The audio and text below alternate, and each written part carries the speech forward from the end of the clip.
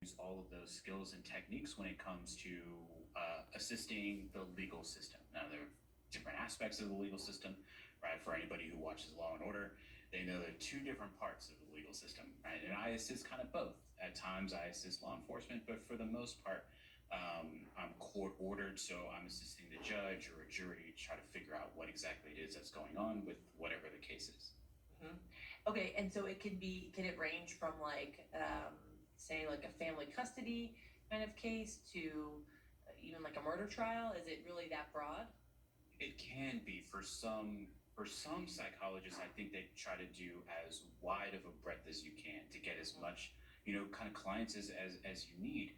I tend to kind of focus primarily in the criminal world, so I'm pretty much if there's an issue with someone's mental illness impairing their ability to move forward in the legal process, I'll assess for that.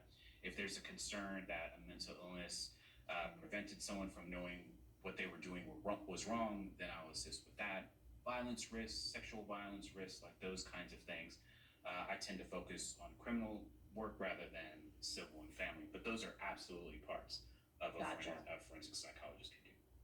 Right. So, but you're more like you said in the criminal vein here, and it's something that comes up a lot, and I think people don't really understand what it means to, like these competency evaluations that are relevant.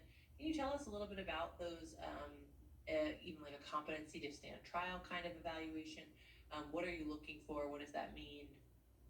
Yeah, so by law, a person needs to have factual as well as rational functioning when it comes to understanding the legal process. So they need to know factually what is going on, like they need to know just the kind of ins and outs of what's going on. It does The law doesn't expect anyone to have a deep insider's knowledge like a lawyer would have. Instead, they just need to demonstrate that they have the capacity to learn what exactly it is that's going on and be informed and make rational decisions. So that's the other part is can they work with their attorney in a rational way? Having lofty goals of being found innocent certainly don't prevent someone from moving forward in the legal process, but situations in which it's clear that they are not understanding sort of what can actually happen can. And so if someone is found incompetent, then they'll go to competency restoration, where they're kind of taught the ins and outs of the legal system, and then they're evaluated again. Mhm. And are these things a lot more difficult to, I think there's this idea that you could kind of fake your way through or lie or trick someone like yourself. Is it a lot more difficult to do that than people realize because of your training and kind of understanding how to ask certain questions or to assess these things? Yeah, for a forensic psychologist, your first thought is always this person is lying to me, right? Because Mm, these individuals, right, have been detained for a reason. yep. Now, they could be innocent later on, but are they trying to manipulate you? Sure. But in my mind, if they're successful in convincing me that they have a mental illness, all that they've done is put themselves in jail for longer to go into a competency restoration program. It's not in their best interest to lie to me. It's in their best interest to tell me their whole truth. And I explained to them at the beginning. Mm, Some people you can't. They're just going to lie to you no matter what. But mhm. those that recognize, oh wait a minute, no, I'm going to be stuck in here because there's no funding for competency restoration. There's very little funding for psychologists to actually conduct these evaluations. If you want to be stuck in jail, then that's on you, not me. Hmm. Yeah. So kind of giving them the option that you're here to be as objective as possible. And if you're listening to the show and you have some questions about what it means to be a forensic psychologist or what that looks like, give us a call 877 NYU Docs. That's 877-698-3627. So Dr. Delatorre, we're talking about competency. And one of the things that we had kind of talked about addressing on this show is the intricacies and the ethics of cognitive testing for public office, because in some ways it's somewhat of a competency evaluation, right? I know that we have likely two candidates that are close to, if not already, at the octogenarian level. So talk to us a little bit about a cognitive evaluation and what that means as you're looking at it from a forensic psychologist perspective. Yeah, I think the first thing is how are we defining cognitive, right? Because that's a particular kind of assessment. I think what people are actually wanting, I think what most people are actually wanting is a little bit more of a pre-employment or a fitness for duty evaluation.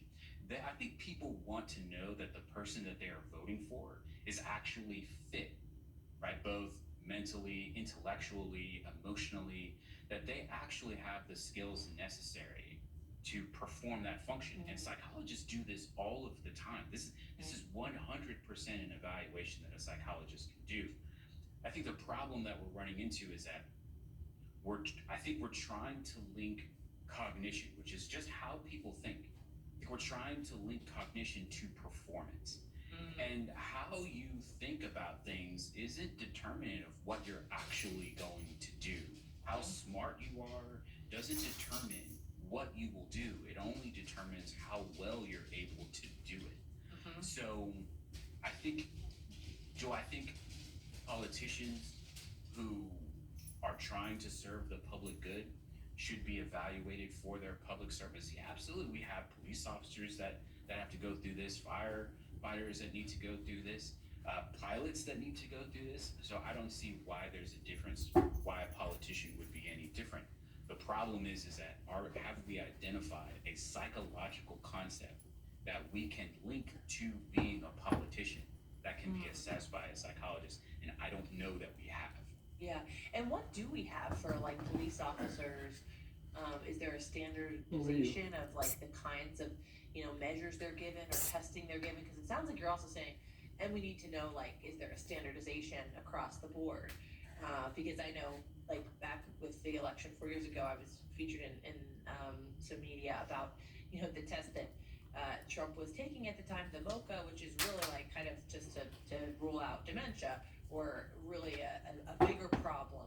So is there a standardization of the cognitive testing? What's happening in other professions, and what do you think should be happening with politicians? Yeah, so California kind of led the way when it comes to the pre-employment evaluation of police and firefighters with their California post guidelines, where Okay. you're doing a background, you're doing a clinical interview, but you're also taking several different assessments. Taking a brief intellectual assessment, but you're also taking a psychopathology assessment. You're also taking just a general objective personality assessment. So you're looking at various kind of things, and you're really trying to screen in the candidate that you want, right? You want the right people in this job because for various reasons you want the right people in this job. But the authority that's attached to it is so great that we can't have individuals who are willing to abuse that authority. So there are certain standards that you're looking at when it comes to individuals who are going to be in the protective services like that. So there are benchmarks that you will be looking for when it comes to these kinds of evaluations. And assessments have been created where you have results that you can match to other individuals who are looking to get that same job. So there's all these kind of metrics that you can look at, but it's so nebulous when it comes to a politician that just taking the MOCA doesn't tell me anything. It really doesn't. It's a screener. If there's some issue, then I still need to go to a neuropsychologist or a neurologist to figure out what exactly those things are. There's so much more than just, hey, I'm going to take this one thing this one time and say I have a clean bill of health. That's ridiculous. So it sounds like it's something that should be followed up on, and something that we kind of need to figure out if there's a standardization across professions, and maybe one that is specific to politicians in general. And if you're listening and you have some questions about, forensic psychology or some of the things that we're talking about with competency evals, give us a call, 877-NYU-DOCS. That's 877-698-3627. I'm Dr. Thea Gallagher here with Dr. John Delatorre, talking about forensic psychology and what that means as we embark on these, next elections. And Dr. Delatorre, I know that in some institutions, I think some academic institutions, they've started kind of implementing some sort of competency evaluation after 70 years old or things like that. Is something that's something that we're starting to see like connected to age. If people are saying, hey, I don't want to retire, at the normal retirement age, I'd like to keep working. um, and what are we looking for in some of these evaluations? And you're talking about this cognitions versus performance. And I might have you just expound on that a little bit more as well. But what are we typically looking for, especially it seems like when age is the factor? I think we need to be really careful when we start mandating a certain kind of evaluation because you've reached a certain age. People age very differently, and they age very differently, even from one cohort to the next cohort, right? So every generation ages differently, and each individual within that age group ages differently. And I think in some ways, industrial organizational psychology has really started taking a look at um, how what are the criteria for performing a specific job, and can that individual, that one specific individual, can they perform all of those job duties, right? And those various, like, some of them would be adaptive behaviors. So can you count money appropriately? Can you, like, if the job requires some physicality, are you able to kind of do those kinds of functional that functional work? So instead of looking at it where, well, this person has reached the age of 65 or this person has reached the age of 70, everyone needs to get this evaluation. Instead, we should be looking at, well, what are the job functions of that specific role, and Are you can meeting this these milestones? yes, and Yeah. can that one individual then perform those?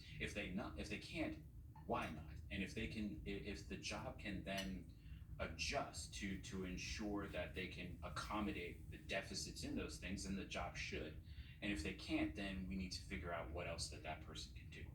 Yeah, and I think with like technology moving so rapidly, is there a part of that that gets difficult too? Because, in older populations, they might not have ever learned the language of some of the technology that's being used, of Slack, let's say. Um, and is it really important that they're evaluated on those aspects, or is it important that they kind of are learned or trained on them? Or is it about also like, is that somewhat ageism? Like, is there some, kind of setting you up for failure because, these things have not been relevant to the roles that you've had? It sounds like you're saying really trying to figure out what is necessary for the job that you're taking, which might not involve some sort of high level technology, or you could have admin that can help with that. Like, so where does that come into play here? I think some of it has to do also with the individual themselves that's applying for this job. Because I think we also need to look at it from, a bird's eye view, which is, have we created a society in which individuals are no longer able to retire, that they need to have jobs in Yeah. which they're intellectually not capable of doing. Now, again, the opposite of that is true, which is some of these individuals who are older, maybe they don't want to put in the effort to learning something new. I mean, one of the easiest and best ways of making sure that your brain stays healthy is by learning new things. But we get complacent, right? We get comfortable, we get all these different kinds of things in which we don't want to learn new Anxiety. things, right? We get anxiety for having to learn something very complicated and something that's very new, something that we didn't have to learn from before. I think we need to take a holistic view as to what we're doing and why we've created situations in which these individuals are no longer able to live comfortably in retirement, but also looking at why then are they searching for this position? Is this the only thing that's available? And if it is, how do we train them? Because anybody can be trained. Mhm. How do we train them to function in that role? Yeah, and it seems like, it seems like some of these evaluations can be used for good and really used to like help people. And then I worry though when I hear certain kind of evaluations like this, is it going to contribute more to something like ageism or mental health stigma? Even with the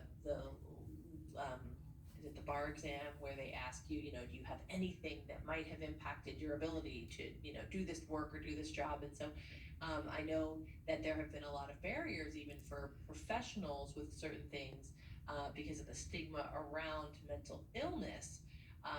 And also, I think there's a stigma even around different types of learning styles, right? Like, say, neurodivergence, or ADHD, autism spectrum, like maybe the way dyslexia, the way, a learning disability, like maybe the way that you learn is different, but doesn't necessarily, mean that you're incompetent. So how do we, with some of these evaluations, I get, again, some people aren't going to be good at a standardized test because of how their brain works. So how can we make sure also the testing itself isn't necessarily creating more stigma and bias?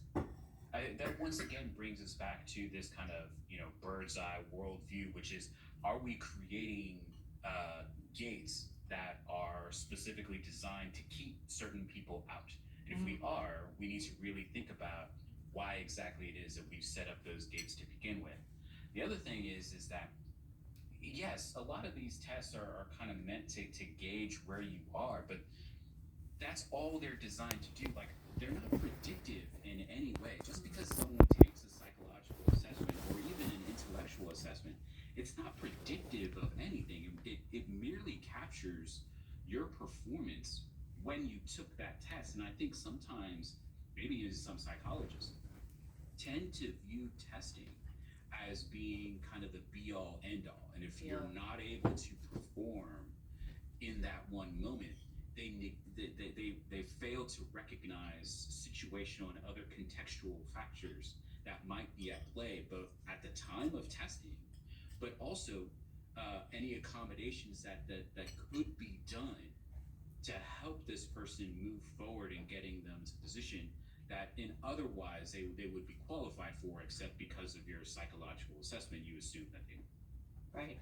Yeah, no, I think that's a really great point, and something we have to be, aware of. I know, even there is more interesting data coming around about, even something like the GRE is not predictive of grad school performance, and so they didn't require it in my grad school. And I thought that's great. They're following the science. They're understanding that not everybody who performs well on these, standardized tests will do well, and not everyone who performs poorly will do poorly. And I think this kind of predictive nature is problematic. So, what do you see as the benefit of the testing? And it sounds like, and then, because we're kind of seeing it like maybe there's some aspects to it that kind of creating these gates or making things more problematic. Is there anything good in some of this testing? And do you know of is there any current required testing for political candidates or presidential candidates?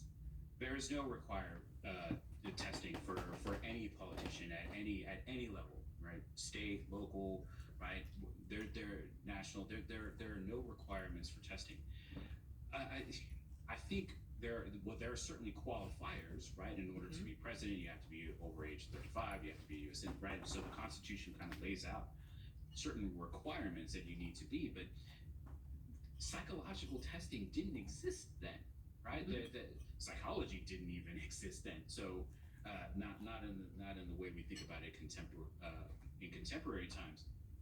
But some of the good that I think can come from some of these gates only come from our reimagining of what these gates are supposed to be, right? So, uh, yes, GRE and the LSAT, right? None of those things are predictive of how well you're going to be doing in grad school or law school. Grades, right? The grades that you got are not predictive of how intelligent you are, or how well you're going to be doing any of these things.